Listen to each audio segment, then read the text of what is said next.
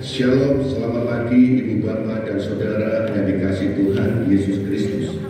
Natal tahun ini adalah kedatangan Tuhan Yesus datang ke dunia membawa damai sejahtera untuk kita semua.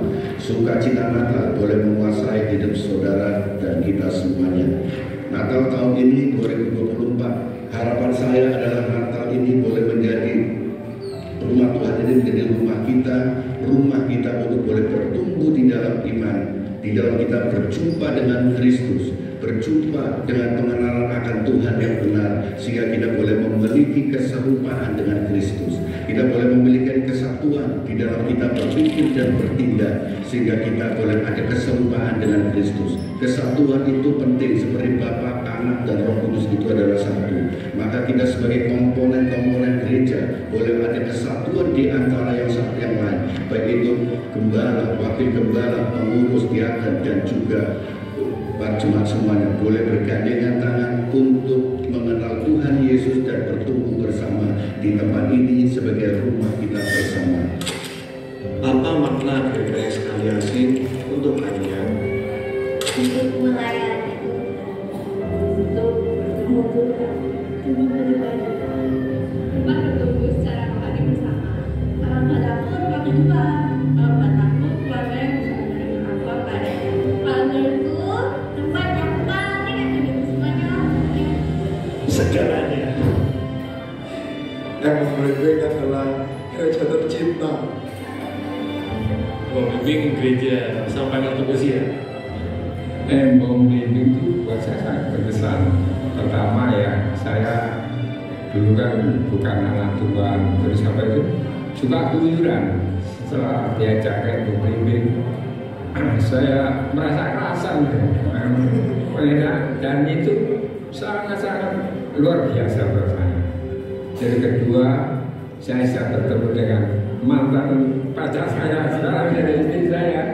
Sampai sekarang itu saya juga terima kasih karena ada yang membimbing. Ada yang membimbing mau acara kemana, kan keluyuran banyak mengeluarkan uang. Tapi di sini kan ada jemput ke gereja, pulang, sudah ini.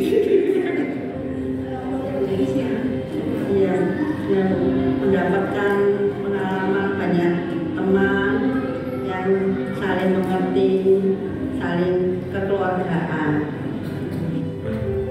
Nyatanya, rumah bukan melihat bangunan beratap yang dialasi lantai, namun tempat di mana kita dapat merasa pulang. Rumah Tuhan, rumah kita.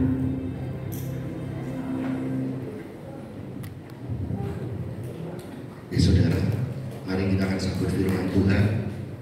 Kita berdoa.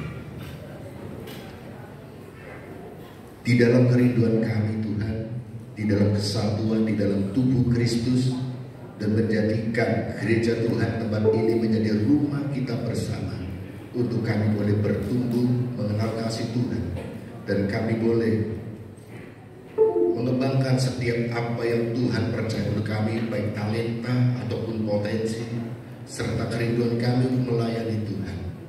Tuhan, pakailah kami, dan Tuhan, segarkan kami, tegurlah kami, dan tunjukkan jalan kami untuk kami boleh menjadi pribadi-pribadi yang sebagai hamba di hadapan-Mu Tuhan. Kami rindu kebenaran firman-Mu untuk menjadikan kami pribadi-pribadi yang mengenal kebenaran-Mu dan menjadi perkenanan Tuhan.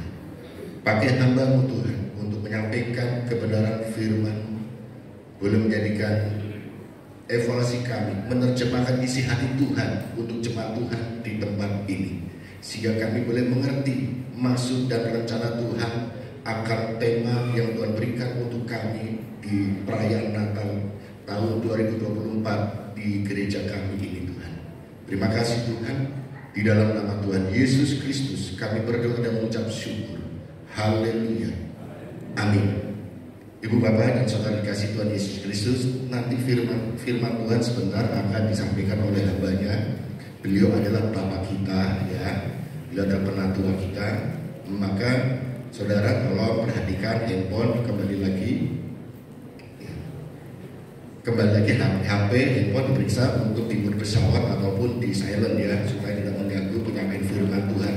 Dan saya mohon Ibu Bapak untuk tetap mengikutinya dalam penyampaian firman Tuhan sehingga kita bisa mendapatkan berkat yang penuh ya. Kita adalah jemaat Tuhan yang dewasa, jemaat yang kuat, maka kita menghormati dan ada kerinduan haus dan lapar akan firman Tuhan ya.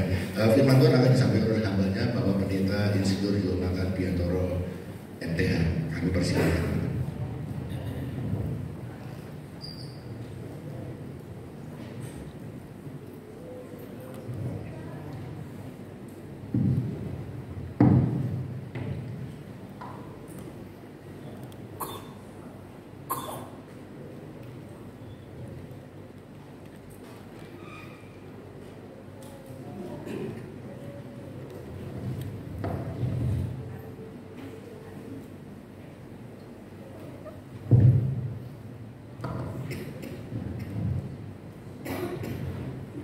Shalom. Puji nama Tuhan Bapak Ibu saudara sekalian.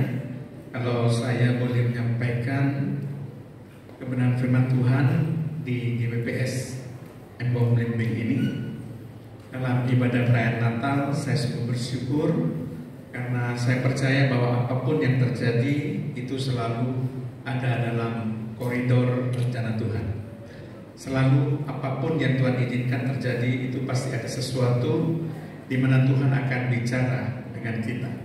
Nah, Bapak Ibu saudara sekalian, kita akan menyampaikan dengan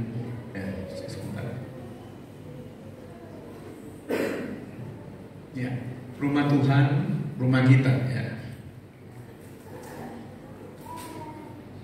Ya, saya mengucapkan Merry Christmas atau Selamat Hari Natal kepada setiap orang yang hadir pada saat ini.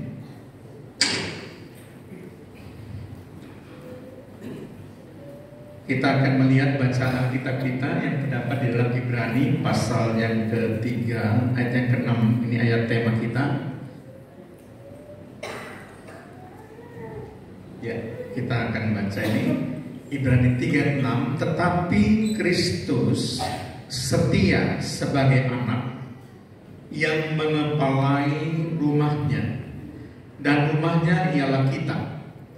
Jika kita sampai kepada akhirnya teguh berpegang pada kepercayaan dan pengharapan yang kita megahkan. Jadi dari ayat ini kita sebetulnya akan mendapatkan 3 hal penting ya, 3 hal yang sangat penting yang akan mengingatkan kita bagaimana kasih Allah itu yang sangat luar biasa dan sudah merencanakan ribuan tahun yang lalu untuk menjadikan kita sebagai rumah Tuhan. Nah, sebelumnya saya akan mencoba untuk memberikan pendahuluan Bapak Ibu supaya kita boleh mengerti paling tidak latar belakangnya ya. Ya. Tradisi gereja menganggap Rasul Paulus itu sebagai penulis surat Ibrani didukung oleh manuskrip awal yang menempatkan surat Ibrani bersama-sama dalam kumpulan teks otentik surat Paulus lainnya. Maksudnya ketika ditemukan itu dalam manuskrip awal, ternyata surat Ibrani campur jadi satu dengan kumpulan surat-surat Paulus. Kemudian yang kedua, Paulus itu menyebut Timotius selain sebagai anakku, juga menyebutkan sebagai saudara kita. Timotius sebagai saudara kita. Itu bisa dibaca nanti di rumah ya. Ibrani 13 ayat 23 dikatakan Timotius itu saudara kita. Nah, ini sama persis yang terdapat dalam surat-surat Paulus yang lain. Nadanya begitu sama saudara ya. Nanti saudara bisa periksa di 2 Korintus 1 ayat 1, Kolose 1 ayat 1, 1 Tesalonika 3 ayat 2, dan Filemon 1 ayat 1. Disuruh dikatakan Timotius saudara kita. Sama dengan Ibrani, gayanya sama kayak penyebutannya. Kemudian juga bukti yang lainnya, kutipan dari Nabi Habakuk, yaitu orang benar akan hidup oleh iman. Itu dalam Habakuk 2 ayat 4 dikutip 3 kali. Yang pertama dalam Ibrani 10 ayat 38, Dan ini juga dikutip dalam surat Paulus di Roma 1 ayat 17 dan Galatia 3 ayat 11. Ini kan merupakan bukti bahwa Rasul Paulus yang menulis, begitu ya. Karena apa yang ditulis itu sama dengan apa yang ada di dalam kitab Ibrani. Tidak ada penulis perjanjian baru yang lain yang menggunakan frase salam penutup yang paling akhir, ya. Ayat paling akhir dari Ibrani 13 ayat 25. Kasih karunia menyertai kamu sekalian. Tidak ada penulis lain yang memakai kalimat ini sebagai salam penutup kecuali Rasul Paulus. Jadi kata ini seperti stempel otentik yang selalu digunakan di dalam surat-suratnya. Nah, pada abad-abad pertama kekristenan hingga abad pertengahan meyakini bahwa surat Ibrani ditulis oleh Rasul Paulus. Jadi memang paling banyak pendapat ini yang bertahan, ya. Tetapi saya tetap memberikan kemungkinan, ya, supaya paling tidak kita ada pengetahuan yang lebih. Ada beberapa pandangan lain mengenai penulis surat Ibrani, misalnya Barnabas itu diusulkan oleh Tertullian. Ini Bapak Gereja. Apolos juga itu diusulkan oleh Martin Luther sebagai penulis surat Ibrani. Ada juga yang mengusulkan Lukas, ada yang bilang Aquila dan Priscilla, ada yang bilang Silas, ada yang bilang Clement dari Alexandria. Ya, jadi ini usulan-usulan yang lain, ya, selain Rasul Paulus. Tapi pada umumnya banyak yang setuju itu Rasul Paulus karena konsili di Hippo dan 2 kali konsili di Kartago, 2 kali itu meresmikan penulis surat Ibrani adalah Rasul Paulus. Ditulis dalam kanon Perjanjian Baru, saudara, ya. Sedangkan penerima surat Ibrani disebutkan dalam Ibrani 3 ayat 1a, dikatakan di situ sebagai saudara-saudara yang kudus yang mendapat bagian dalam panggilan sorgawi. Ini menunjukkan bahwa mereka itu adalah orang-orang Kristen Yahudi yang sudah lahir baru. Jadi kalau kita lihat, ya, di surat Ibrani, saudara, itu banyak sekali tradisi Yahudi yang dijelaskan begitu detail di situ. Jadi itu memang untuk orang-orang Yahudi sehingga mereka boleh percaya kepada Yesus, ya. Karena orang Yahudi biasanya tidak begitu percaya kepada Yesus, ya. Maka menganggap Musa itu lebih tinggi daripada Yesus. Karena Musa bisa berbicara berhadapan muka dengan Tuhan. Ya, kemudian juga Musa itu memandang rupa Tuhan, kata Bilangan 12 ayat yang ke-8. Kalau saudara baca ayat, di situ dikatakan bahwa Musa itu berbicara muka dengan muka, berhadapan-hadapan, dan dia memandang rupa Tuhan. Begitu dikagumi Musa ini, bahkan dia merupakan penerima langsung 10 perintah Allah. Jadi Musa dianggap lebih tinggi daripada Yesus dalam pandangan orang-orang Yahudi. Makanya untuk alasan inilah maka penulis surat Ibrani itu menuliskan khusus dalam perikop ini, Ibrani 3 ayat 1 sampai 6. Ini dalam satu perikop, ya. Judulnya diberi judul Yesus lebih tinggi dari Musa. Karena memang ini untuk orang Yahudi Kristen yang bertobat, saudara, ya. Nah, sekarang kita akan masuk, ini sudah pendahuluan biar kita mengerti secara gambaran dulu. Kita akan masuk dalam inti khotbah setelah ini. Jadi kita akan mulai membahas dan menggali apa yang dapat kita pelajari dari ayat tema kita. Tadi saya katakan dari ayat tema saya bisa dapatkan 3 hal, dan dari situ kita ambil pesan Natalnya. Saya kaitkan dengan Natal, ya. Jadi dari ayat tema tadi, yang pertama, saudara, ya.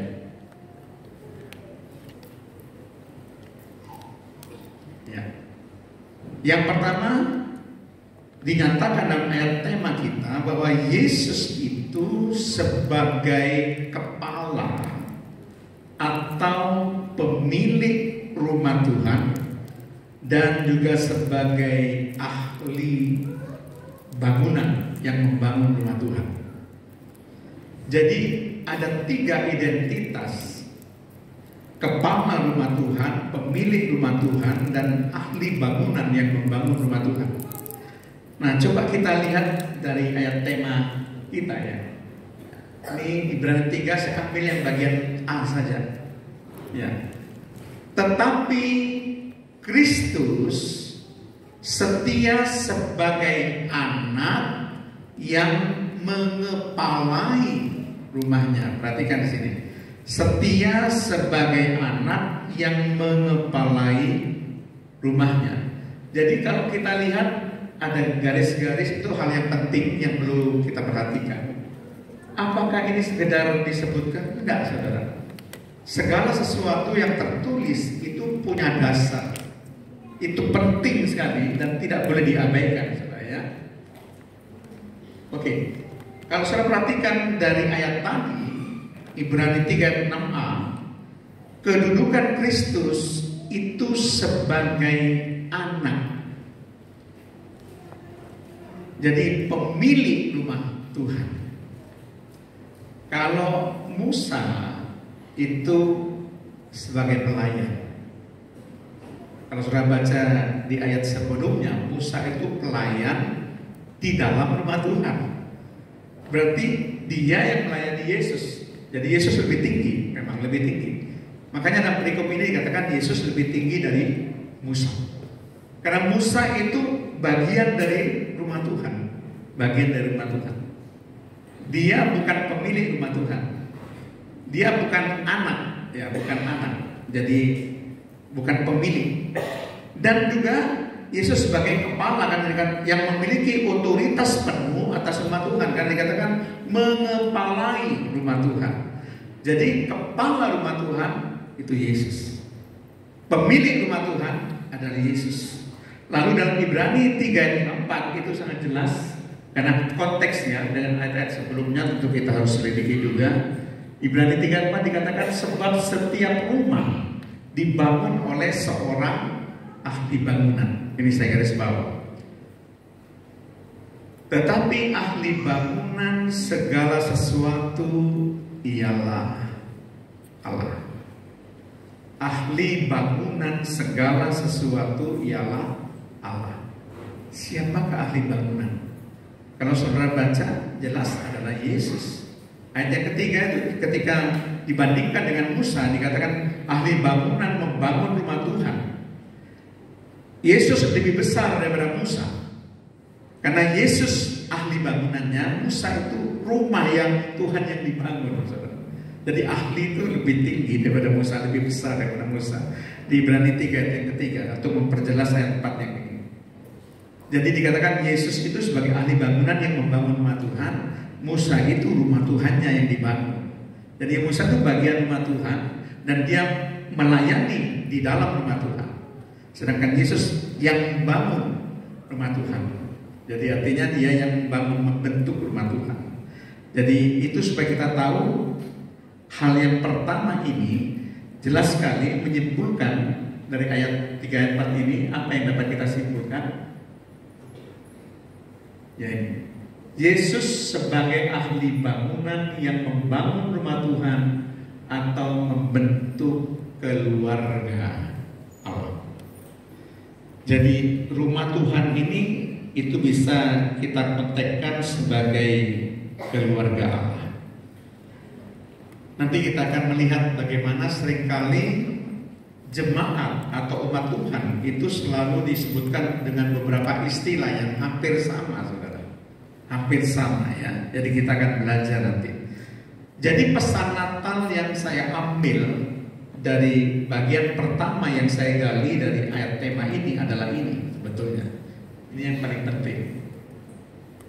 Yang pertama ini, bahwa Allah yang berinisiatif menjadikan kita bagian dari rumah Tuhan atau keluarga Allah.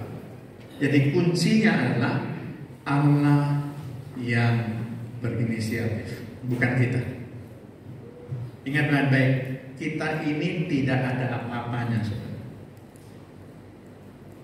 Kalau saudara bisa hadir sebagai bagian keluarga Allah di jemaat di Embong Blimbing ini, itu bukan karena saudara, bukan, karena Allah yang berinisiatif menjadikan saudara sebagai keluarga Allah. Allah itu tidak usah banyak-banyak. Saudara itu hadir di dalam perayaan Natal ini, hadir menghadiri perayaan Natal ini. Oh, jangan dikira itu karena saya, enggak. Tetap itu karena Allah yang punya inisiatif. Allah yang mengizinkan saudara hadir di tempat ini. Kalau Allah tidak mengizinkan, engkau tidak akan sampai di tempat ini. Jadi saudara bisa hadir saja itu bukan karena saudara. Enggak, saya sendiri Pak, saya bangun, saya mandi, saya nyetir sendiri. Iya, memang kami nyetir. Tapi Allah yang memberikan izin pada kamu untuk bisa hadir di sini. Kalau Allah tidak mengizinkan saudara bisa hadir, tidak mungkin.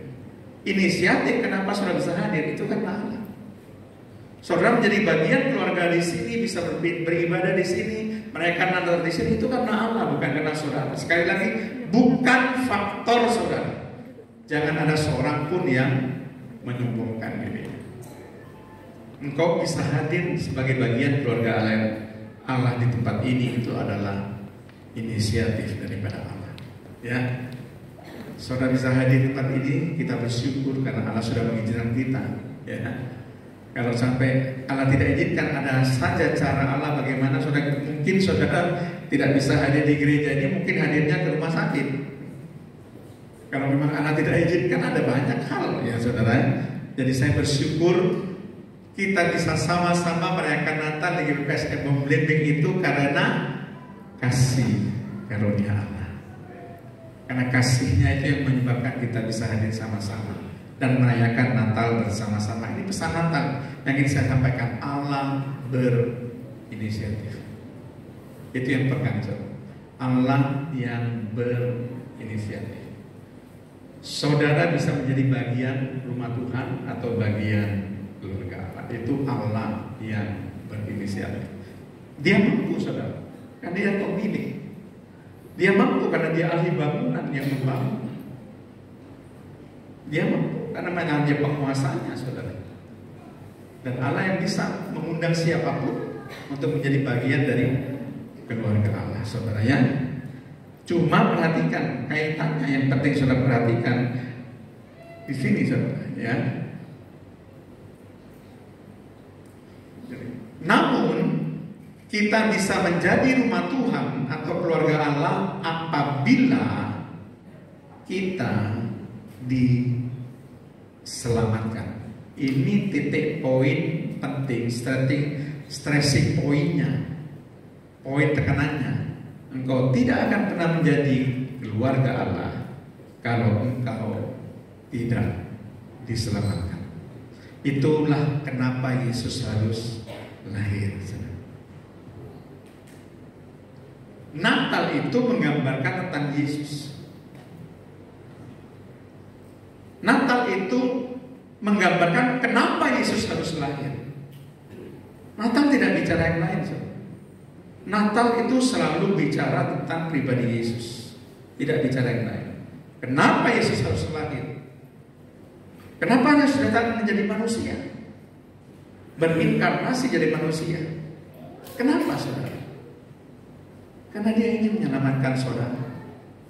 Sampai sedetil-detilnya Allah merencanakan bagaimana dia menyelamatkan saudara, sehingga saudara bisa menjadi keluarga Allah sampai sedetil-detilnya. Urusan nama saja tidak boleh dilanggar, supaya menggambarkan betul-betul Allah punya rencana yang begitu besar sejak semula, bahwa Allah ingin menyelamatkan saudara sehingga saudara layak menjadi bagian keluarga Allah. Itulah sebabnya saudara, luar biasa, hal yang kecil yang detil sekali itu juga Allah inginkan supaya ditaati oleh Maria. Itulah sebabnya mengapa Allah menyuruh memberi nama anak laki-laki itu Yesus. tidak boleh diberi nama yang lain. Nama yang lain tidak diizinkan lagi. Satu-satunya nama untuk anak laki Gahir, namakan dia Yesus. Dalam konteksnya di sini. Kenapa saudara?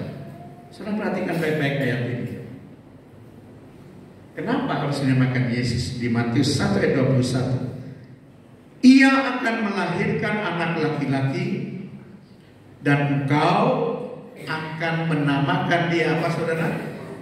Yesus. Kenapa dinamakan Yesus? Karena dialah yang akan menyelamatkan umatnya dari dosa mereka. Kenapa harus nama Yesus, tidak nama yang lain? Karena arti nama Yesus adalah Dia yang menyelamatkan umatnya dari dosa. Di sini rencana Allah terpampang dengan sangat jelas. Yesus lahir untuk menyelamatkan umatnya dari dosa mereka. Nah setelah itu baru kau layak menjadi bagian keluarga Allah. Kalau engkau belum diselamatkan saudara, belum diselamatkan, kita ada yang layak jadi bagian keluarga Allah. Jangan ngomong kita adalah keluarga Allah, kita masih berdosa, kita masih jauh hubungan kita dengan Tuhan, terpisah karena dosa. Kita nggak bisa, dekat saja nggak bisa kok. Apalagi menjadi bagian keluarga, mau dekat saja nggak bisa karena dosa saudara. Tapi Allah sangat luar biasa. Saya berikan satu ayatnya saudara ya. Dan ambil satu ayat di Efesus pasal 2 ayat 13. Tetapi sekarang di dalam Kristus Yesus, kamu yang dahulu jauh, sekarang sudah menjadi dekat oleh siapa? Oleh darah Yesus. Yesus lahir sebetulnya adalah untuk mati. Yesus tahu itu. Yesus lahir untuk mati. Mati bagi siapa? Mati bagi umatnya, bagi seluruh manusia, agar mereka diampuni dosa. Jadi Yesus sudah mengerti betul bahwa dia lahir untuk mati. Darahnya harus dicurahkan. Karena tanpa darah Yesus kita tidak mungkin bisa dekat dengan Allah, apalagi menjadi bagian keluarga Allah. Kita bisa dekat dengan Allah dan bahkan menjadi bagian keluarga Allah itu karena darah Yesus yang menembus dosa kita. Jadi inilah hubungan kenapa kita bisa menjadi keluarga Allah. Karena Allah punya grand design. Sejak semula Allah sudah merencanakan, punya inisiatif untuk menarik saudara menjadi bagian dari keluarga Allah. Jadi itu yang penting harus kita tahu. Dulu saudara jauh. Bagaimana bisa jadi keluarga Allah kalau saudara jauh? Hubungannya dengan Allah tidak mungkin. Nah sekarang saudara ditarik dekat oleh darah Yesus, dan engkau bisa layak menjadi bagian keluarga Allah. Amin saudara. Ini suatu kasih karunia yang sangat luar biasa saudara ya. Itu hal yang pertama dari bagian ayat tema yang saya ambil. Kan saya bilang ada 3 hal yang akan kita gali dan kemudian kita hubungkan dengan pesan Natal ya. Yang kedua saudara, bagian yang kedua,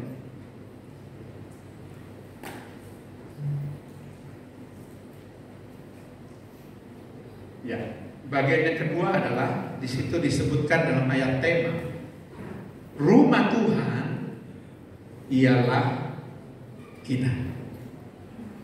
Kalau yang pertama, Yesus, kepala rumah Tuhan, pemilik rumah Tuhan, ahli bangunan yang membangun rumah Tuhan. Yang kedua, rumah Tuhan yang dibangun itu adalah kita.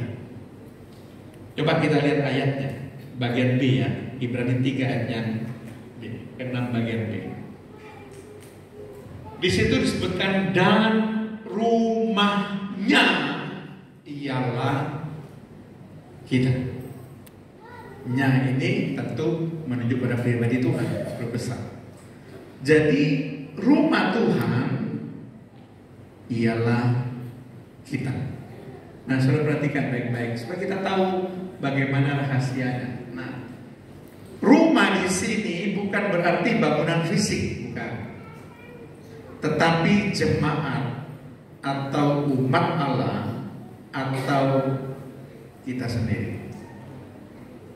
Jadi ini bukan, Yesus bukan bangun gedung rumah Tuhan, enggak.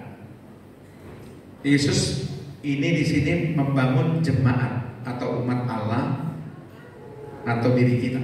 Nah, kata rumah dalam bahasa Yunani yang dipakai, kalau sudah perhatikan Alkitab bahasa Yunaninya itu dipakai kata oikos. Oikos ini pengertiannya saya lihat adalah household, bukan house, tapi household, rumah tangga, atau home, rumah tangga, atau family, keluarga. Tidak menunjuk pada bangunan fisik, tidak. Tapi menunjuk kepada rumah tangga atau keluarga Allah, dan itu adalah diri kita, di mana hadirat Tuhan itu ada dan tinggal dalam diri kita, kuasa Tuhan ada dan tinggal dalam diri kita, kemudian kasih Tuhan ada dan tinggal dalam diri kita, kemuliaan Tuhan juga tinggal di dalam diri kita. Jadi kita ini sebagai keluarga Allah, di mana Allah diam di dalam diri kita. Itu kalau kita lihat dari bahasa aslinya, bukan bangunan fisik, bukan. Tapi household, ya, household itu rumah tangga, ya. Home bukan house. Home itu berbicara lebih ke arah rumah tangga atau family atau keluarga. Ya, makanya saya lebih senang keluarga Allah, begitu aja lah. Ya. Nah, di sini sudah perhatikan, seringkali Alkitab pakai ini, saudara.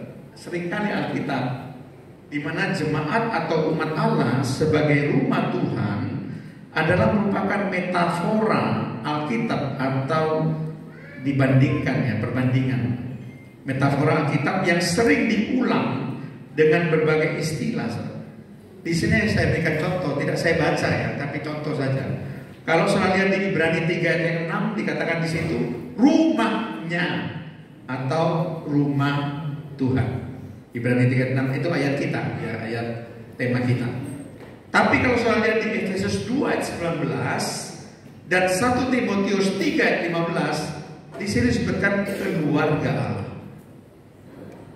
Kalau saudara lihat di 1 Korintus 6 ayat 19 dikatakan bait Roh Kudus. Ya. Kemudian 1 Korintus 3 ayat 16 dan 2 Korintus 6 ayat 16 dikatakan bait Allah. 1 Petrus 2 ayat 5 dikatakan rumah rohani. Jadi bukan bangunan fisik. 1 Petrus 4 ayat 17 dikatakan rumah Allah. Jadi kita ini rumah Tuhan, kita ini rumah Allah, kita ada keluarga Allah, kita bait Roh Kudus, kita ini bait Allah. Amin, saudara. Itu yang dikatakan, dan ini dipakai di sepanjang Alkitab, terutama tulisan daripada Rasul Paulus. Jadi seringkali memang Alkitab memakai istilah-istilah yang berbeda-beda, tapi menunjukkan itu bukan bangunan fisik gedungnya, tapi jemaat atau umat Allah, dan kita inilah keluarga Allah. Kita ini rumah Tuhan, kita ini rumah Allah. Gitu. Maksudnya begitu. Jadi kesimpulannya, saudara, jadi setiap orang percaya yang telah diselamatkan adalah bagian dari rumah Tuhan atau bagian dari keluarga Allah. Kita adalah keluarga Allah, tapi kita perlu diselamatkan. Untuk bisa diselamatkan, kita perlu percaya kepada Tuhan Yesus. Karena dikatakan di Yohanes 3:16 apa? Barang siapa percaya kepada Dia tidak akan binasa, akan beroleh hidup yang kekal. Harus percaya dan menerima Dia sebagai Tuhan dan Juru Selamat. Jadi ini konteksnya dengan Natal. Saya hubungkan dari Ibrani 3 ayat yang ke-6 tadi, yang berbagian secara keseluruhan dari ayat 1 sampai 6. Sebetulnya perikop ini bicara tentang keunggulan Yesus. Khusus yang ini ya, dibandingkan Musa. Jadi Ibrani 3 ayat 1 sampai 6 itu khusus bicara keunggulan Yesus atau keutamaan Yesus dibandingkan Musa. Kalau dari ayat sebelumnya pasal 1 dan 2 itu Yesus itu sebagai rasul dan sebagai imam besar. Tapi di ayat 3 Yesus sebagai kepala rumah Tuhan, sebagai pemilik rumah Tuhan, sebagai ahli bangunan yang membangun rumah Tuhan, ahli bangunan yang membentuk keluarga Allah. Jadi dalam periode berikut ini saudara ya.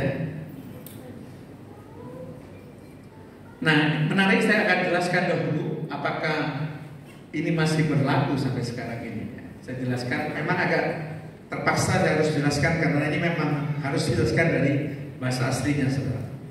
Nah, dikatakan tadi kan rumahnya ialah kita. Nah, kata ialah ini, kata ialah dan Ibrani 3:6b itu dari kata Yunani yang bentuknya kekinian. Bukan lampau, bukan. Tapi kekinian, yaitu dari kata esmen. Esmen ini dari kata dasar eimi, artinya ar ya, artinya dalam bentuk present indikatif. Secara realita ini bentuknya present, jadi ar. Jadi dikatakan di situ bahwa kalau saudara perhatikan, rumah Tuhan ialah kita. Jadi rumah Tuhan ialah kita. Kalau dalam bahasa Inggrisnya itu lebih jelas ya, lebih jelas ya. Nanti coba saya akan lihat. Nah, coba ayat yang ke-6 ya. Kalau kita lihat dalam bahasa Inggrisnya dikatakan begini.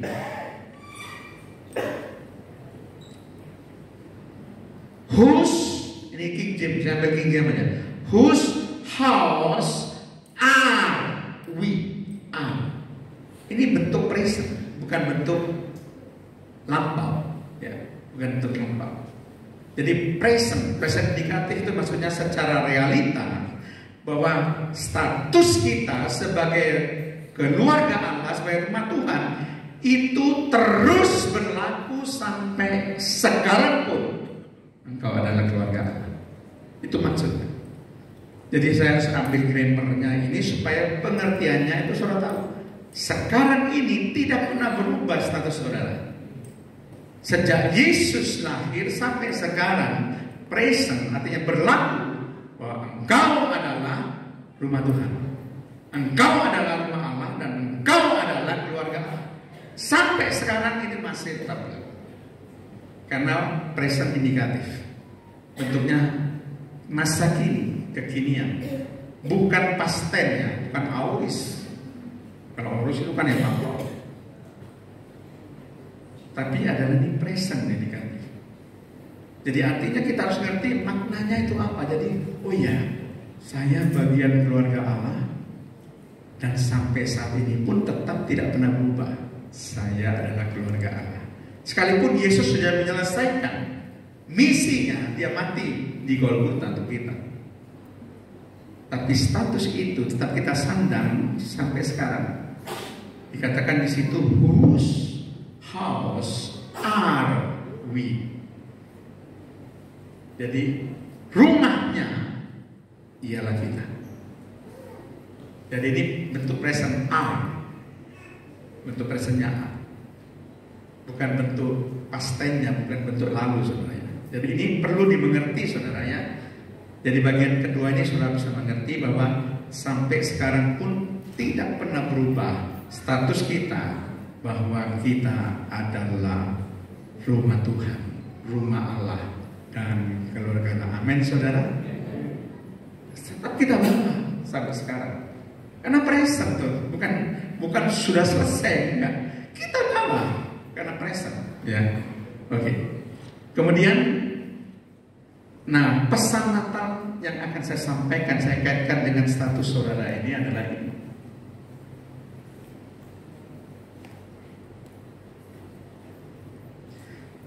Sebagai keluarga Allah, tentu kita punya yang namanya privilege atau hak istimewa.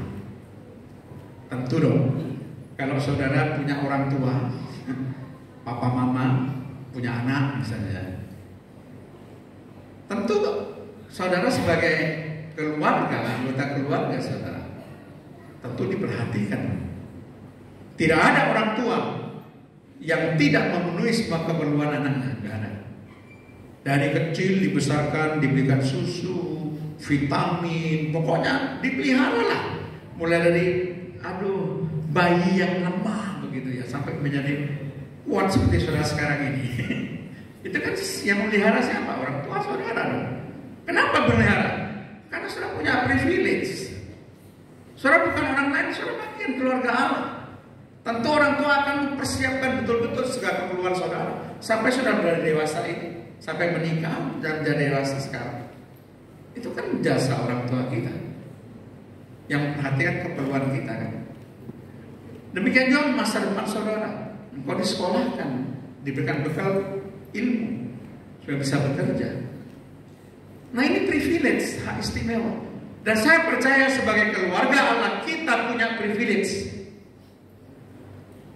Saya percaya Allah pasti akan memelihara kita. Allah itu pasti memenuhi segala keperluan kita.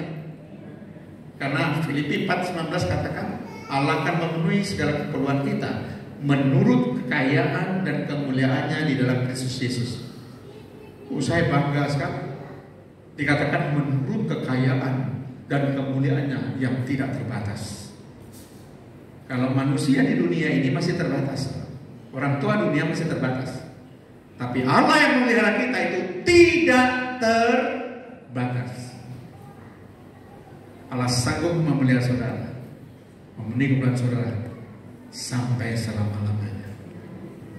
Karena menurut kekayaan dan kemuliaannya, luar biasa. Pikir Tuhan terima kasih. Karena Engkau sudah menjadikan aku keluarga. Engkau memberikan pada aku privilege. Aku diperhatikan, aku dipelihara, aku dipenuhi keperluanku. Bahkan kalau saudara lihat Matius pasal 6 ayat 32 dikatakan, Bapamu yang di surga tahu apa yang kau butuhkan. Matius 6 ayat 32. Tahu apa yang kita butuhkan. Itu Bapa. Karena kita bagian keluarganya, kita anaknya saudara. Kita anak Allah. Jadi tentu semua kebutuhan kita, termasuk hari esok atau masa depan kita, itu pasti dipersiapkan oleh Tuhan. Saya yakin dan percaya saudara punya hari depan yang penuh harapan. Saudara punya masa depan yang sungguh-sungguh ada, dan harapanmu tidak akan pernah hilang. Saya percaya saudara, rancangan Allah akan hari depanmu bukan rancangan kecelakaan, kata Yeremia, tapi rancangan damai sejahtera. Itu Allah saudara. Karena saudara punya privilege. Saudara bukan orang lain bagi anak kau, bagian keluarga Allah. Tentu Allah bertanggung jawab untuk memelihara saudara. Amin. Nah kita akan lihat yang ketiga, bagian yang ketiga yang terakhir dari ayat tema kita.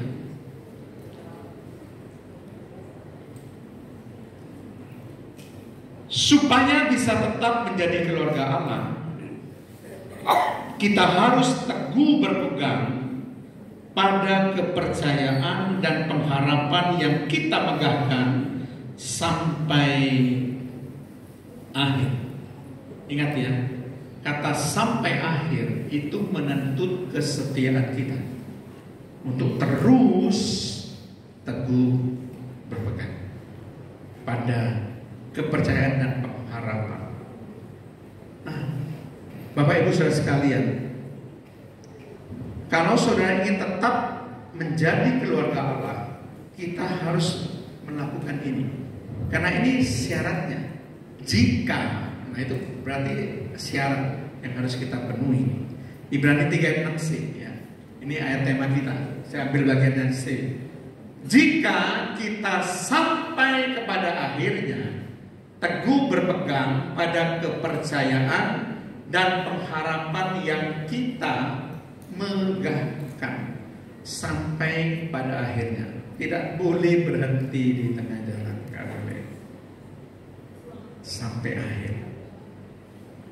Tetap teguh pada kepercayaan. Kalau di dalam konteksnya ayat selanjutnya dikatakan keyakinan iman pada Kristus. Jadi artinya, coba kita lihat di ayat dalam konteks ya, kita baca ayat yang ke-14 saudara ya, untuk menjelaskan ini konteksnya.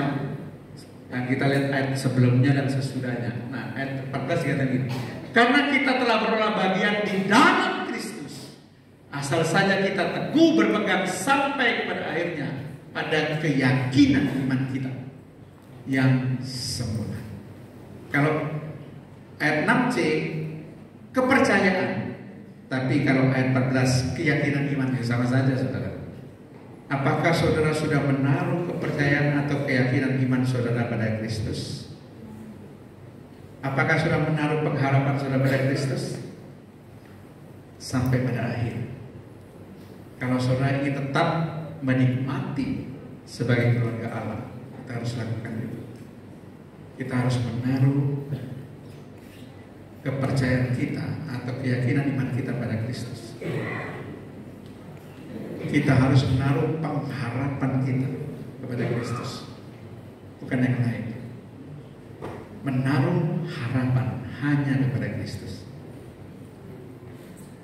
Kalau melakukan itu sampai akhir, kita akan lihat bagaimana hidup kita betul-betul akan dipelihara sempurna oleh Allah sampai kita bertemu Dia ketika Dia datang kedua kali.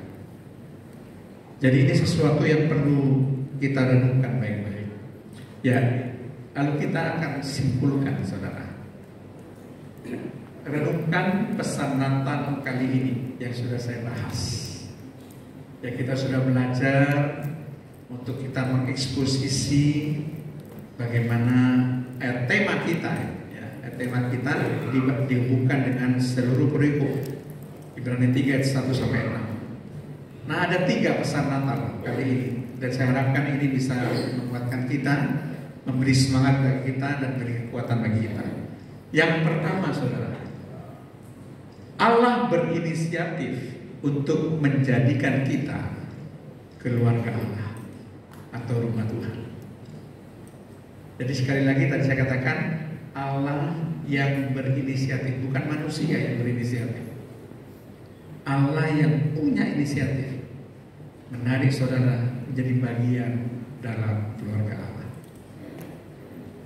Jadi bukan karena faktor saudara ya, bukan karena saudara baik, bukan karena engkau saleh, bukan. Tidak ada faktor daripada itu, tidak ada. Yang kedua,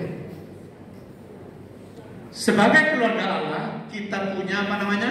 Privilege atau hak istimewa. Jelas saudara. Sebagai keluarga Allah kita punya privilege kan? Yaitu apa? Kita dipelihara dengan sempurna oleh Allah. Kita dipenuhi kebutuhan kita oleh Allah. Kita diberi masa depan yang penuh harapan. Kita diberi hari depan yang yaitu hari depan yang berisi rancangan damai sejahtera, bukan rancangan kecelakaan. Apakah saudara yakin bahwa saudara punya privilege? Amin. Kita semua ini punya privilege, saudara, karena kita adalah keluarga Allah. Dan yang terakhir, supaya bisa tetap menjadi keluarga Allah, teguhlah berpegang pada kepercayaan atau keyakinan iman dan pengharapan kepada Yesus, kepada Kristus sampai akhir. Berarti kesetiaan saudara itu diuji. Apakah saudara tetap bisa bertahan sampai akhir? Perhatikan di situ ya.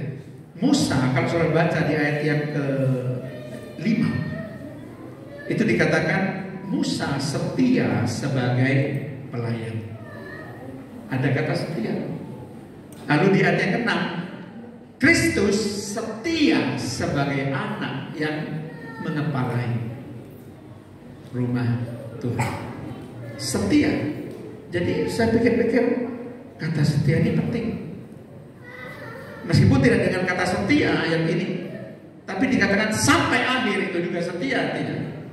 Siapa yang bertahan sampai akhir, itu kan setia.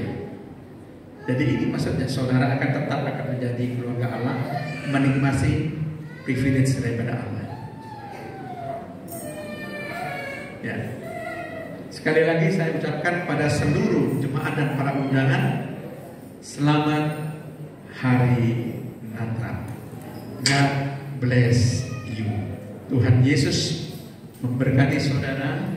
Amin. Soli Deo Gloria. Ya, kita akan nyanyikan lagu Jadikan Aku Rumah Doa.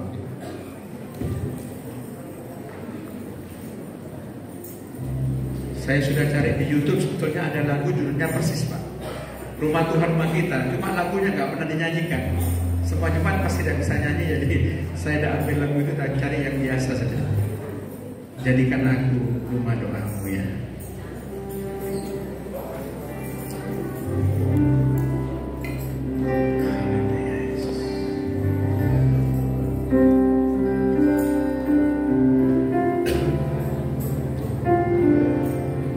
Mari kita bangkit berdiri.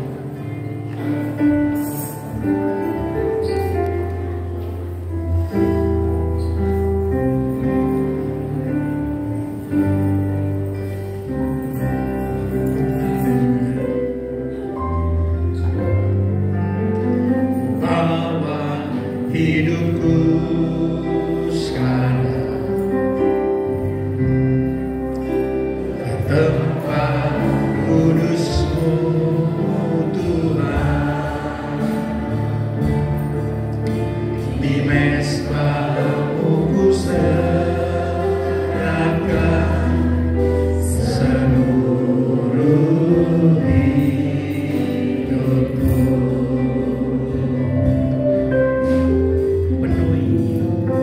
Penuhi hatiku sekarang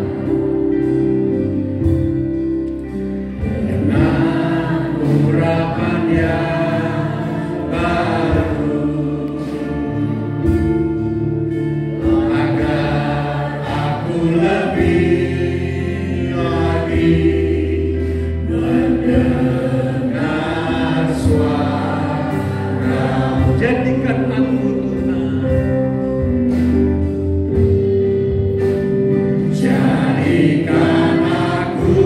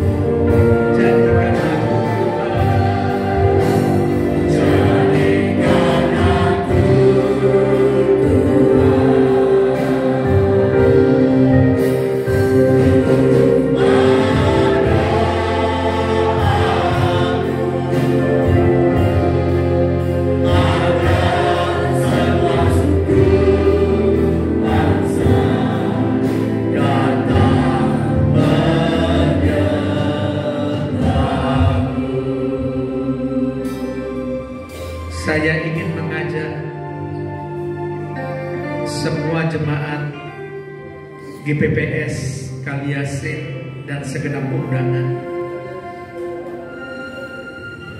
mari kita renungkan pesan Natal ketika kita merayakan Natal di tempat ini. Karena Allah begitu mengasihi saudara,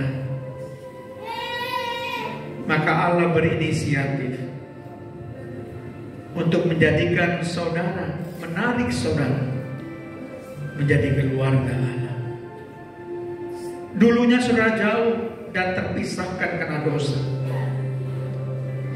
Karena kasihnya, Yesus lahir dan menjadi manusia. Yesus tahu bahwa dia lahir untuk mati. Karena tanpa penumpahan darah tidak ada pengampunan. Tanpa penumpahan darah kita tetap akan jauh terpisah daripada Allah. Hanya karena ketika kita diselamatkan oleh Yesus Kristus, maka kita bisa menjadi keluarga Allah dan menikmati hak istimewa, privilege sebagai keluarga Allah, di mana Allah akan memperhatikan keperluanmu. Mungkin saat ini kau membutuhkan sesuatu, saya nggak tahu. Keperluan yang kau mungkin tidak ceritakan pada orang lain.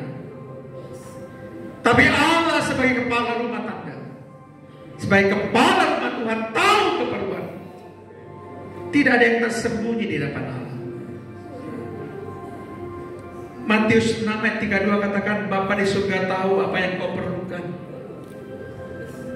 Sampai sedalam-dalamnya Allah pun tahu apa yang kau perlukan. Mungkin masalah finansial, masalah hubungan keluargamu, orang tua, anak, suami, istri, masalah rumah tangga.